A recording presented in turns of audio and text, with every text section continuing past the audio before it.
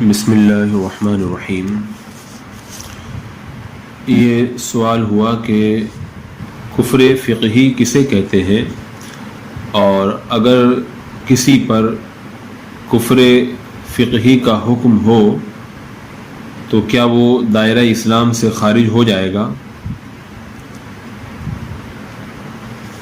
دراصل کلمات کفر دو طرح کے ہیں۔ ایک تو وہ اقوال کفریہ ہیں جن میں کسی معنی صحیح کا احتمال ہوتا ہے، انہیں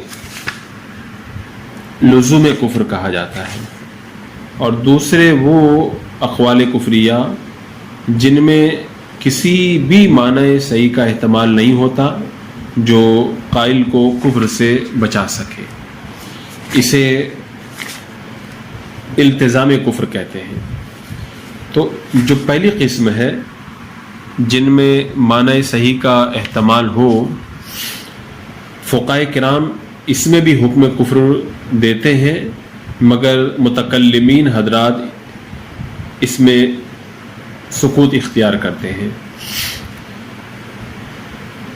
تو خلاصہ اس کا یہ ہے کہ اگر کوئی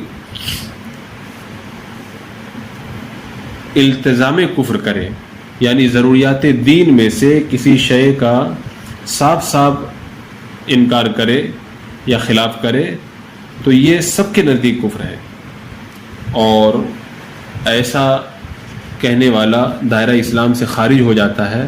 لیکن کفر فقہی جس کے بارے میں سوال کیا گیا، یہ لزومی کفر ہے، یعنی جو بات اس نے کہی ہے وہ عین کفر تو نہیں ہے مگر کفر تک لے جانے والی ہے، یعنی مقدمات کو ترتیب دیا جائے تو بالآخر کسی نہ کسی ضرورت دینی کا انکار لازم آئے گا۔ تو اس طرح کے کفر کو لزومی اور کفر فقہی کہتے ہیں۔ اب اس کا حکم کیا ہے؟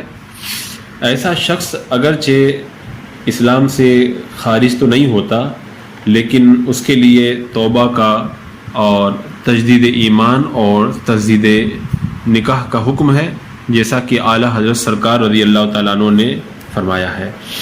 اور جس نے کفر فقہی کیا، یعنی کفر لزومی کا ارتکاب کیا، ایسا شخص چونکہ اسلام سے خارج نہیں ہوتا تو اس کا نکاح بھی نہیں ٹوٹتا اور اس کی بیعت بھی برقرار رہتی ہے، لیکن اس کو چاہیے کہ پھر سے کلمہ پڑھ کے دائرہ اسلام میں داخل ہو اور دوبارہ سے نکاح کر لے۔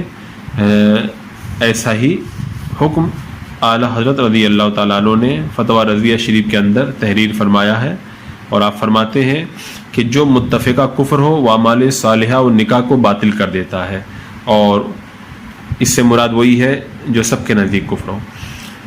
لیکن آگے فرماتے ہیں کہ جس میں خلاف ہو اسے استغفار، توبہ اور تجدید نکاح کا حکم دیا جائے گا۔ یہ کفر فقہی کے بارے میں ہے کہ اس کے اندر احتیاطاً جو ہے وہ تجدید ایمان اور تجدید نکاح کر لیا جائے۔ واللہ تعالی عالم۔